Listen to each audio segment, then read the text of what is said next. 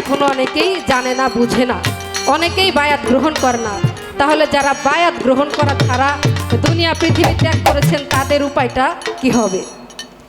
এবং গুরু ধরিব কোথা, খুলে বলো তার বারতা, কি জিনিস করিলে হাছিল শিষ্য হব মোরা, কোন জ্ঞানে ভজিব গুরু আমি কপাল পুরা। আবার শুনি নাইকো বায়াত আমার নবীর বংশ ছাড়া, নবীর বংশ ছাড়া বায়াত গ্রহণ করা যাবে না।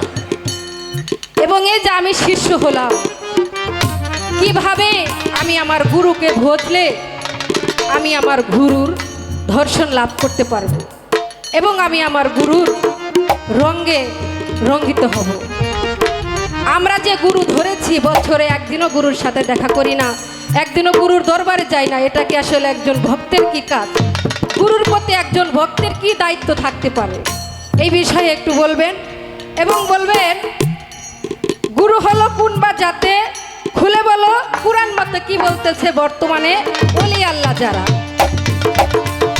8টা জিনিস বর্জন করা খেলাপথের ধারা। এই মানব দেহে থেকে 8টা জিনিস বর্জন করলে সে খেলাপথ প্রাপ্ত হতে পারবে। সেই 8টা জিনিস কি কি কি সেটা আপনি বলবেন। তো আমার গানের মধ্যে এতটুকুই জিজ্ঞাসা থাকলো আমার দয়ালের কাছে। তো এখানে যারা পীর মাশায়েখ আছেন তিনারা আমারে ভুল ত্রুটি হলে ক্ষমা করবেন। তো আমার দয়াল বলেছে ইমাম হোসেন যদি কারবালায় শহীদ না হতো তাহলে আমরা হুসাইনি মুসলমান হতে পারতাম না। ঠিক আছে বাবা, কথাটা মানলাম, কিন্তু বাবা ছকিনা এবং কাশেমের যে বিবাহ হয়েছিল যুবক এবং যুবতী,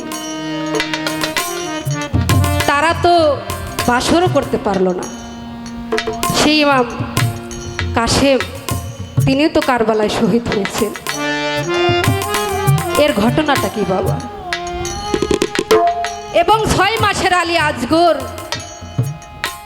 প্রাণীর তৃষ্ণায় মায়ের দুগ্ধ শুকিয়ে গেছে, প্রাণীর তৃষ্ণায় ছটফট করে মারা যায়। তাই সেই আলী আজগরকে ফোরাত নদীতে নিয়ে যায় একটু পানি পান করানোর জন্য। সেই 6 মাসের আজগরের কি এমন অপরাধ ছিল বাবা? 6 মাসের শিশু, সে তো ফেরেশতা, তারও কি শহীদ হওয়ার বাকি ছিল বাবা? সে কেন সেখানে তীরাঘাতে তার শেষ নিঃশ্বাস সেখানে ত্যাগ করতে হলো? এই বিষয়টা আপনি একটু আলোচনা করবেন। তো বাবা পাক পাঞ্জাতনের যেটা অংশ মাওলা হুসাইন,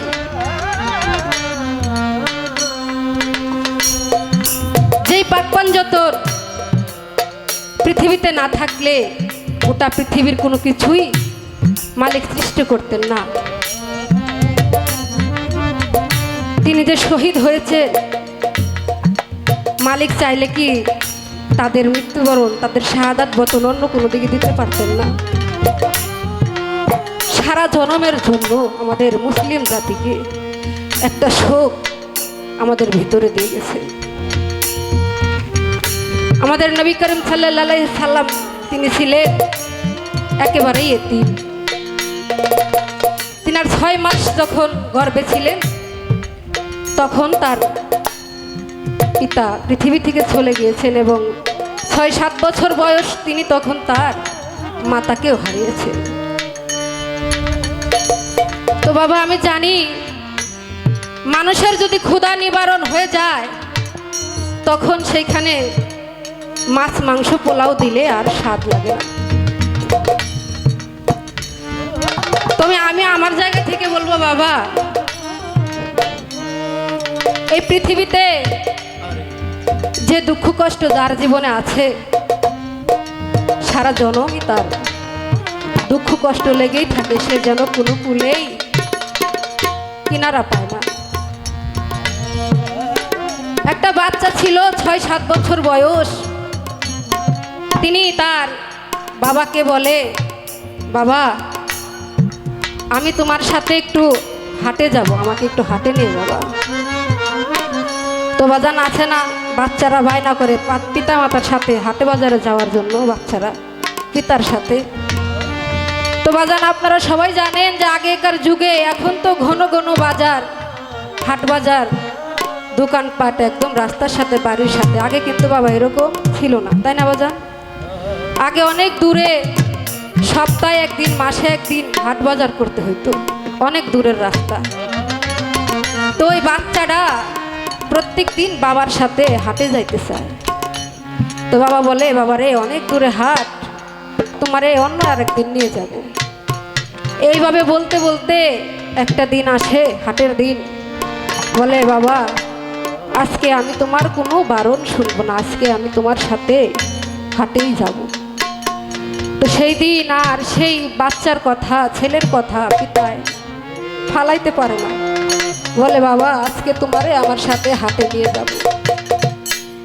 এই কথা বলে সেই ছোট্ট সন্তানটাকে নিয়ে হাটে চলে যায়। বাবা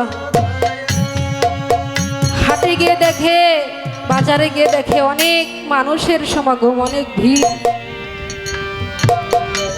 বাজারে ঢুকবে কিভাবে, দেখে একটা বট গাছ। তো বলে, বাবা রে, সেই সন্তানটাকে বলে পিতায়, বলে, বাবা তুমি এই বট গাছ তলায় একটু বসো, আমি বাজার করে নিয়ে আসি। এই কথা বলে সেই শিশু সন্তানটাকে বট গাছের নিচে বসায়া বাবা একটু হাটে যায়, একটু মাছ বাজারে ঢুকে। সেখানে গিয়ে দেখে অনেক ভিড়। তো মাছ কেনাকাটা করে ভাবে অনেক দূরের রাস্তা, সহজে আসা হয় না, একটু কাঁচা বাজার করে নিয়ে যায়। এই করতে করতে বাবা যখন কাঁচা বাজারে চলে যায়, এদিকে সেই সোনার মানিক চিন্তা করে, এখনো আমার বাবা আসে না কেন, দেখি আমি একটু যাই, আমার পিতাকে একটু খুঁজে নিয়ে আসি। এই কথা বলে যখন সেই বাচ্চাটা বাজারে যায়, মানুষকে জিজ্ঞেস করে যে, ও বাবু, চাচ্চু আমার বাবাকে কি তোমরা দেখেছো? বলে, না তো বাবা, তোমার বাবাকে তো দেখিনি। এদিকে বাবা বাজার ঘাট শেষ করে একটু দূর থেকেই লক্ষ্য করে, দেখে সেই বট গাছতলায় তার সোনার মানিকটা বসানো। বাবার মনের ভিতরে আঘাত দেয়, চমকার মেরে উঠে, হায় আল্লাহ, আমার সোনার মানিক কোথায় গেল? আশেপাশের লোকজনকে জিজ্ঞেস করে, ও ভাই, এখানে আমার সন্তানটাকে বসায় রাখছিলাম, তোমরা কি কেউ তারে দেখছো? বলে, না, দেখি না। আরেকজনকে জিজ্ঞেস করে, বাবা গো, তুমি কি আমার সন্তানটারে দেখছো? বলে, না বাবা, আমি তো তোমার সন্তানকে দেখি নাই। ওদিকে তার সন্তান পিতাকে খোঁজে, পিতা সন্তানকে খুঁজে, দুইজন দুজনকে খুঁজে সন্ধ্যা হয়ে এলো, কেউ কাউকে খুঁজে পায় না। বাবা, এই দুনিয়াটাই একটা হাটের মতো, একটা বাজারের মতো। এই বাজারে এসে অনেকেই অনেকের পিতাকে হারিয়েছেন, মাতাকে হারিয়েছেন। বাবা, আপনারা কে কে আপনাদের পিতা মাতাকে হারিয়েছেন একটু হাত তুলেন। বাবা, অনেকে হারিয়েছেন, আমার মতো এতিম আপনারা, আপনারাই এতিমের দুঃখ বুঝবেন। বাবা, জীবনে, আমার জীবনে, বাবা আমার জীবনে পারি নাই বা পিতার হাত ধরে হাটে যেতে, বাজারে যেতে, স্কুলে যেতে। কেননা আমার পিতা আমার যখন 1 বছর বয়স, তখনই ধরাধাম ত্যাগ করে পরম বন্ধুর বাসরে চলে গেছে।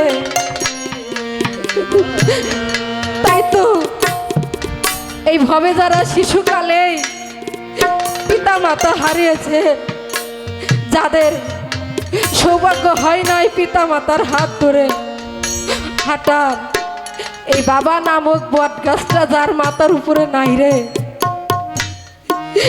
সেই তো জানে রে বাবা হারানোর কি যন্ত্রণা।